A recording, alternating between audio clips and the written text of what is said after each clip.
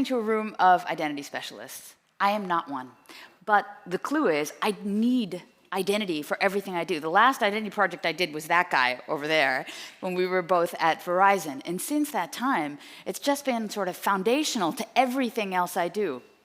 So I'm the Chief Information Security Officer at Avast for the last, well, since October 2019, for the last 2 years. And before that, I was the Chief Information Security Officer at KPN. And shit, we had a whole load of identity issues. I don't even know where to start. So the bottom line is, I believe that it's foundational, of course, for any secure future that we'd want to design. But I thought instead of presenting the usual keynotes that I get irritated about, which is someone talking at me, I thought I would talk with you. So let's do it a little bit differently. I'm going to ask the questions. I'm going to ask you the questions. So what I'm hoping is that these questions will prompt different answers than that you usually give. Namely, why is it that we don't have it today? So let me ask you the first question. What should be, for example, the role of governments? Because this was a really big problem when we were working on this at Verizon. We really struggled with understanding what is the appropriate role of a government to play in identity. So what's the right role of governments? Sorry?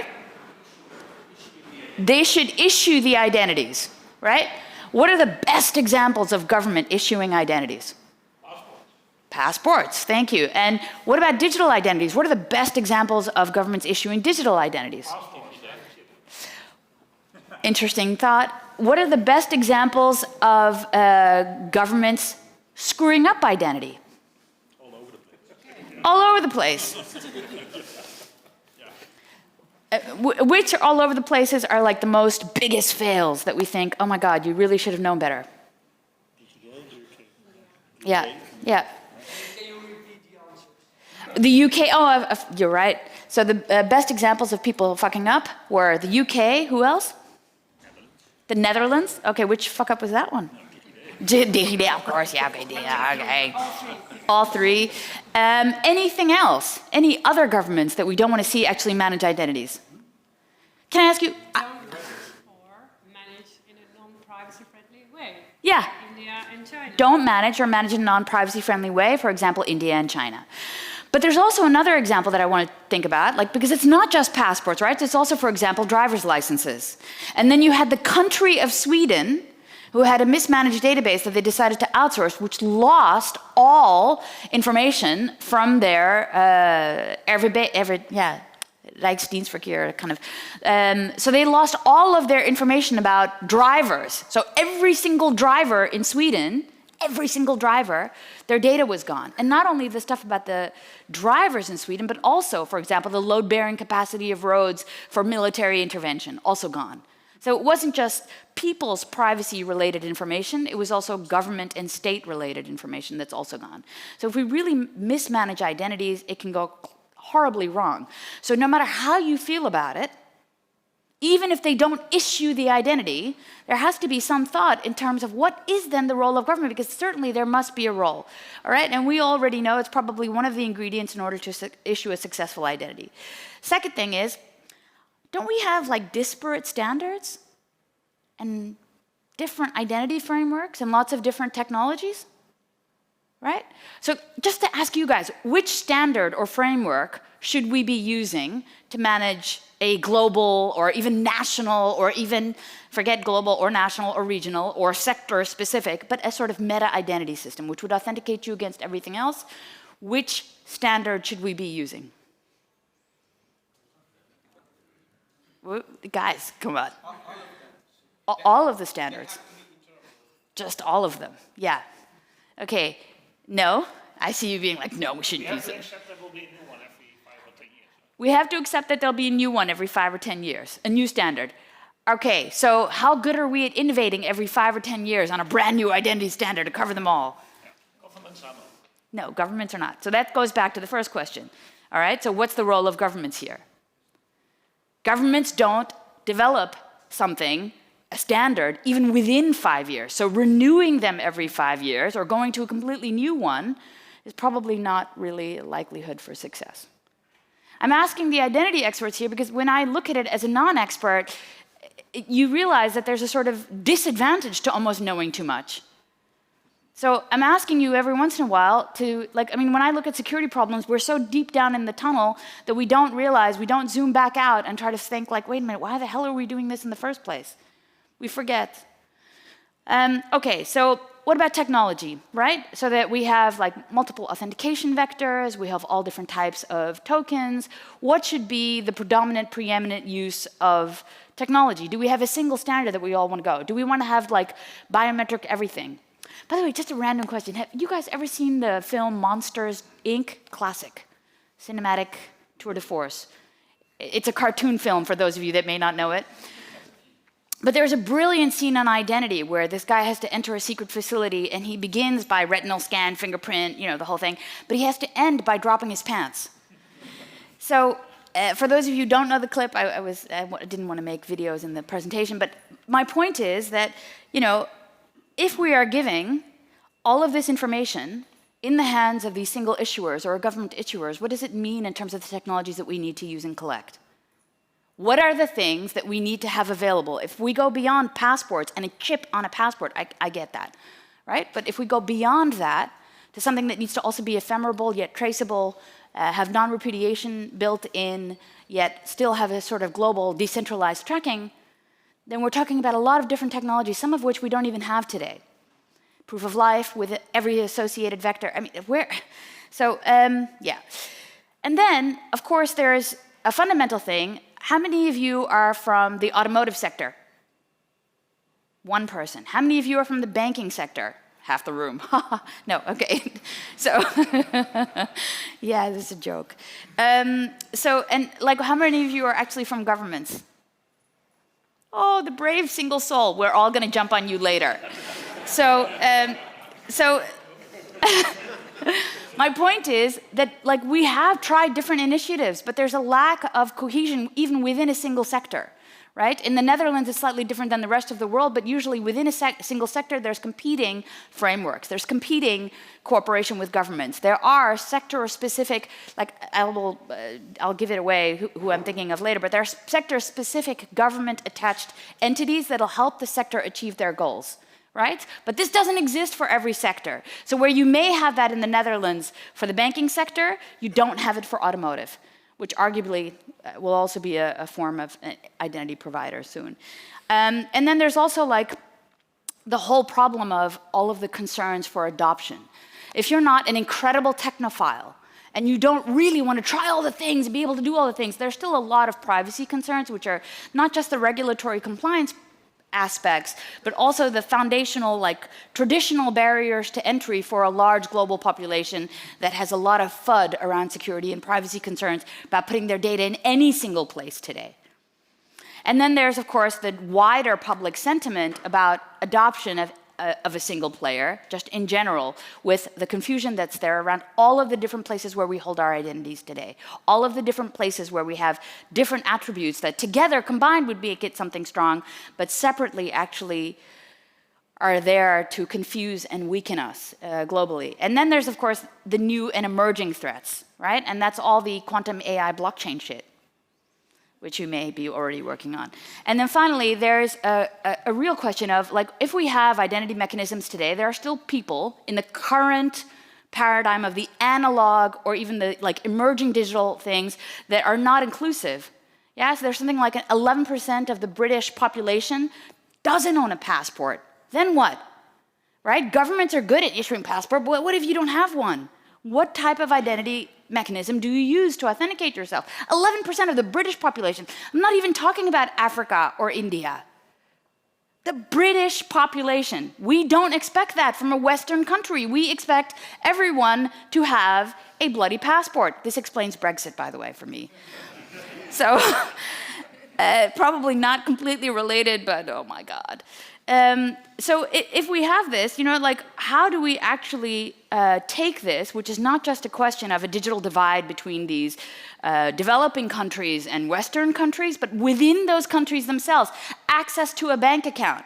You know, like, there was an entire, you know, almost identity system emerging out of Tango, which was from, I think, Vodafone at the time and MTN in Africa, trying to provide banking for the unbanked. Right? And now we have questions around how to provide identity for the stateless.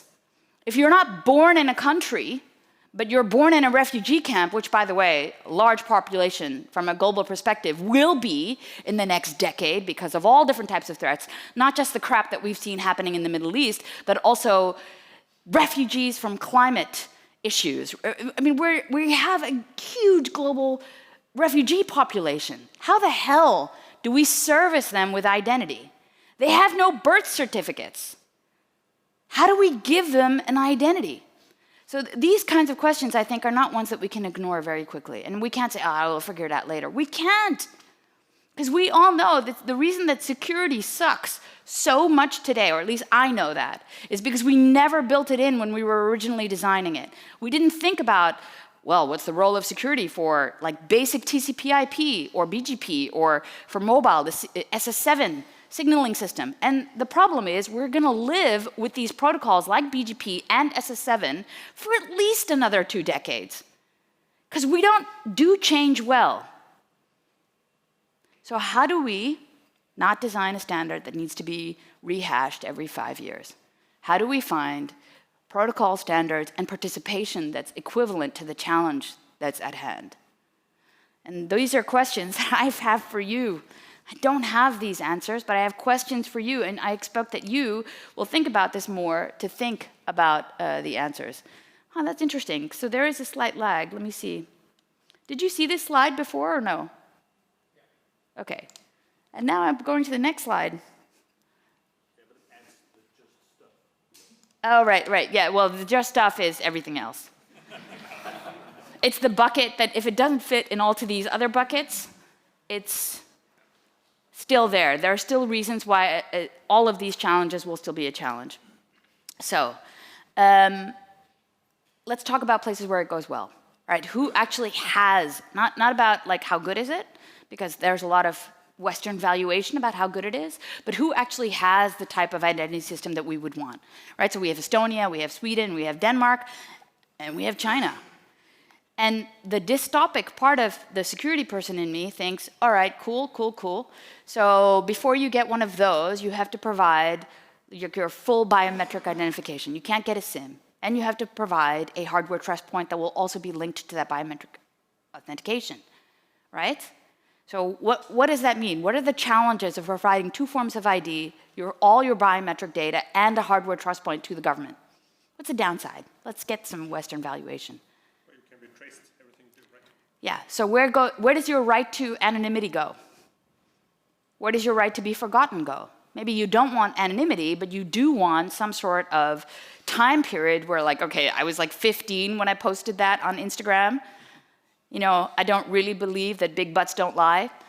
So it's just it's a reference to it. So like, the point that I'm trying to make is that we do need to consider like the potential for harm, just like when designing a government. Let's say like we didn't have to do identity, we would do an easier challenge, like building up a new nation state. Okay? Easy compared to some of the identity challenges. If we were to do that, the biggest thing you'd need to do is, if I have a government, or I have leadership, or I have places where people in power can have bad decision making, how do I prevent the room for error from being this big and making it, like very decidedly making it smaller by introducing checks and balances? So I want to ask you, when you have a social scoring system linked up to an identity program, and they're all maintained by a single ultimate authority, where are the checks and balances? Let's just say, that we accept that this is probably the most robust system we have, okay? So the government issues something, which is a government-based ID. They have something that is also provided by the government with a secondary utility. Well, it can be the banking sector, it can be automotive, it can be utilities, all right? It can be the telecommunications provider, it can be someone else. So they know you are who you say you are. That's a big challenge fundamentally, right? And then they also know something you have, they know something you are because they have the full biometrics as well when they issue this identity and they like gather all of this additional data. If all of this is true, and they then make it available to authenticate against other parties that are not controlled by them. This is like the global identity wet dream. If we could do all of that, and then foreigners are also allowed to use it, right? So you don't just have to be a Chinese national, you could also be a foreign national and have access to WeChat Pay. How many of you would do it or encourage others to? Right, so why the hell do we want it for ourselves? If we take away the social scoring system, but we allow the same like foundational technical mechanism to do these things, why do we want this for ourselves?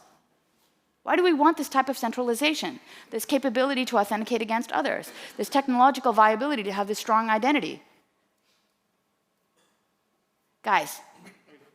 Coming from Norway, I mean, it's a convenience. Having one bank, I use it for a ton of different things. Super convenient. It's Yeah. so convenient. And Yes. not trust the government. And not trust the government. But what's the difference between trusting the bank and trusting the government? Change banks? If it's portable, if the identity system is portable, yeah. If it's like, it becomes like the same thing as SIM portability, for example. So you take your telephone, which is a logical identity, you port it with you to whatever carrier you go. Yeah. But arguably, there is some then idea that that identity doesn't belong to that central issuer. That to a certain point, it's still sovereign to you, the person who actually owns the attributes that are compiled against the identity. Yeah. So I find this really important, but I find these questions, in order to be able to answer them, more important. So we need to ask the questions, we need to figure out what we want, why we want it. By the way, I'm still not so sure I want it. I'll be really clear. I'm not so sure I want it, regardless. Because I think distribution is also the key. I know I said I wasn't going to be giving you my own ideas, but these are them. I believe in sovereignty and I believe in non-centralization, high degree of distribution, to the extent that it's possible. Okay, like in the UK, they're now going to spend a ton load of money to try to come up with a new identity scheme. You are all probably familiar with this, yes? Looking for anyone that says, no way, I don't know what it is. Okay, all right, so the clue is that, you know, if they do this new identity and attribute scheme, and they're going to spend all this money, what are the things that you would want them to consider? Mistakes of the past, learn for the future. What are the things you want to see changed if you were going to be able to write this for the UK? What would you do differently?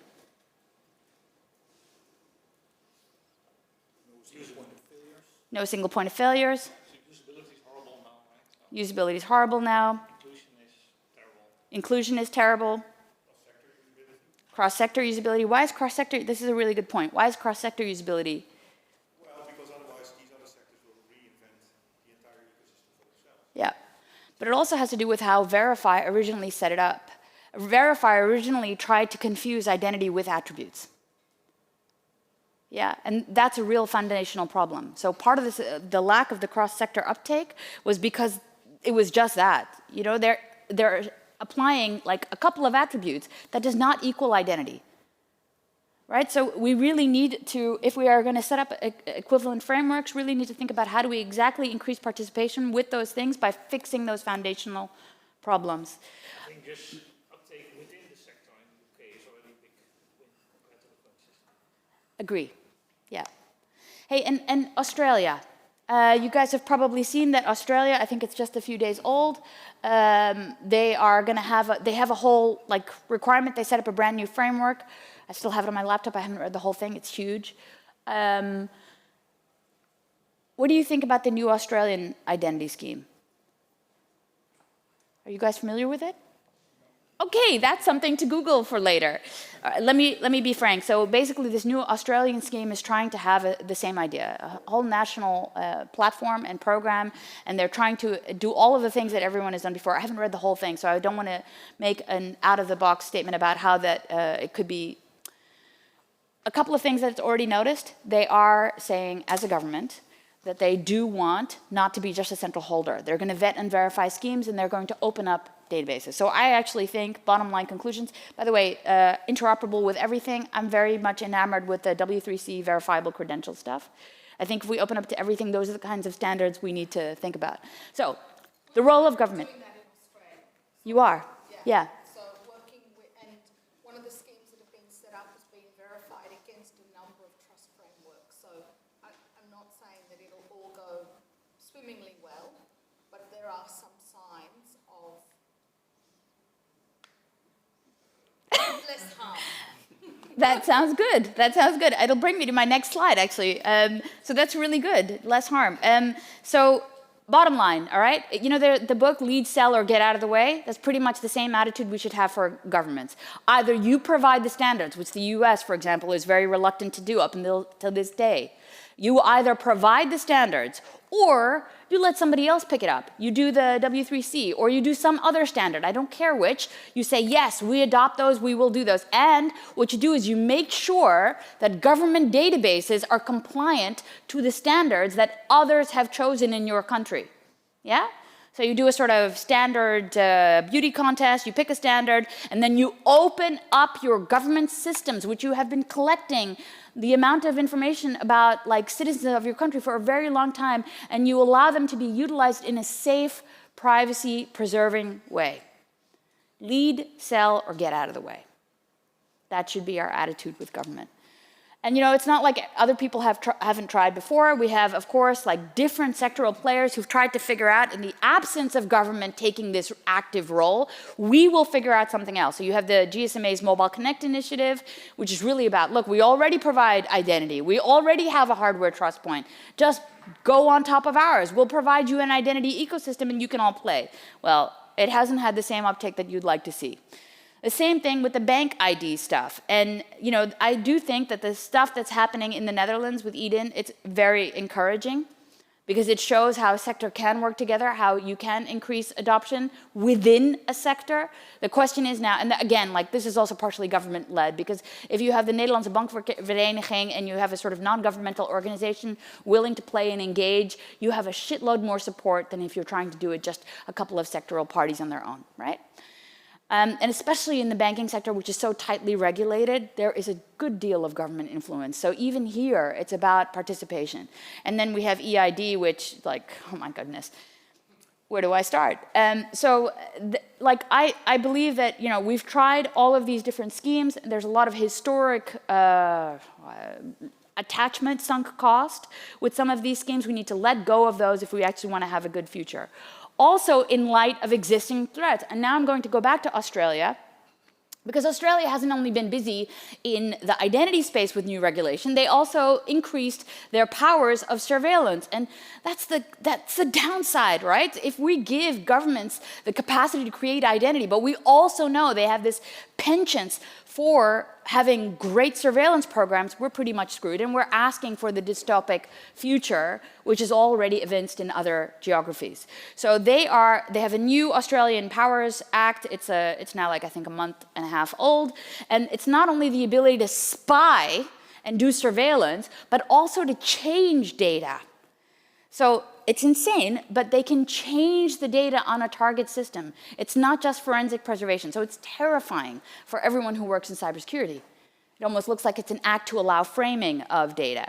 And every time we put anything in a central space, you're going to see like attacks and attraction of a target to lots of players. You know, you guys are still reading, so am I, about things like NSO being used for, not only by the Saudis, but by every government pretty much, which has a slightly dystopic nature, to go and surveil their own citizens. This will be there. So even if there is a robust identity ecosystem, there will always be targeted actors trying to do this. And we know about this because this is already happening all over the world. So if we want to have some really good privacy and global security, I always use this. Of course, we need secure hardware, right? Where all of this stuff is coming from. We need secure operating systems and protocols and applications, good crypto, and a really strong understanding of every potential risk of the people that are trying to break in. Only when we do that can we actually provide anything that would be considered robust. If we look at emerging threats, then we have, different problems. We have the foundational aspects of like the technological challenges that are coming up. I actually believe, I know this is crazy, but I know that we're worried about deep fakes. And if I look at Zuck over there, there's so many things to unpack. I mean, with Facebook, the fact that they're the largest digital identity provider, arguably in the entire planet, right? So they have so much identity information on so many users, but yet they cannot get into their own data centers due to an authentication failure which relies on BGP at the time of an outage. I mean, lots to unpack. But bottom line, the deep fake thing and the bad uses of AI, I actually don't agree that this is our biggest threat, because I think the positive uses of AI for identity is a bigger opportunity than the threat that it may pose with the deep fakes. That's just my contention. I tend to be skeptical about things that are freaking out other people in terms of this, because it's also, AI currently is a threat in information security, yeah, but only when you look at domain generating algorithm capability and eventually the ability to do advanced fuzzing attacks. But it's more of an advantage to secure information security right now. So we use AI and machine learning for all of the stuff that we do at Avast to spot malware. So opportunity is greater than the threat. With quantum, it's just about preparing. It's about making sure that when we do data transmission and we're using asymmetric cryptography, that we actually are switching to quantum-resistant algorithms, right? And when we do data storage and we're using symmetric cryptography, just make sure you're using the maximum key length that you can. I'm sorry I'm getting too technical. If any of you have questions about any of the gibberish I'm spouting now, just come talk to me later. And I think the fundamental biggest emerging threat that we have is the whole supply chain problem of what we've built over the years. What we really need, if we want to build anything robust on top of the current existing infrastructure and systems we've got, is a software bill of materials. Yeah, we need to understand all of the potential for supply chain attacks by making sure. So identity as a solution on top of old crypto libraries and software libraries that we've automatically orgasmically integrated over the years, that's got to stop. We need to understand what we're building on top of. So, what if? What does a good identity future like? What does it need to thrive? What does it need to go from just delivering functionality to delighting us as users, not just consumers, but issuers and partners? What does that look like? Do you need, I don't know, like the standard of 4-factor authentication? Is it something you have, something you know, something you are, and something that somebody else also says you are? Is it that? No? Oh. It's about decentralization and self-autonomy. I agree. I agree. It's definitely about those two things. So is it sovereign? Yeah. Self-sovereign. But is it also, if it's self-sovereign, still robust enough in order to be managed and maintained decentrally? Can users do it simply and easily? No. And without trust anchors and without I lost everything help, Yeah. then we're stuck. Yeah. Yes, circular loop. Yeah. So I totally agree. And it brings me to my very last point before I close, because I'm going to be pulled off of the stage with a cane in a second. So the last thing I want to remind you of, one of my friends is Phil Zimmerman, who invented what I think still to this day is one of the most awesome tools we have for our security and cryptography, which is PGP, right? Here's the truth. Phil doesn't use PGP anymore. You know why? He forgot his password to one of his old keys.